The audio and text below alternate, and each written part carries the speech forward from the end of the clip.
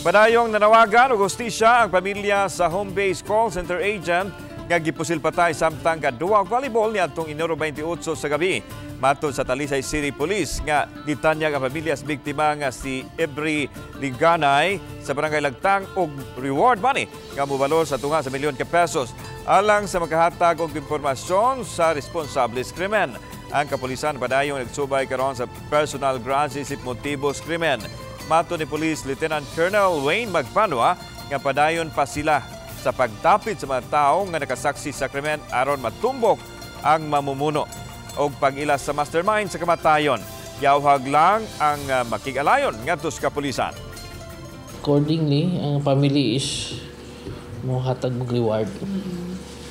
Initial is I think 500,000 pesos for the ma-identify ang suspect.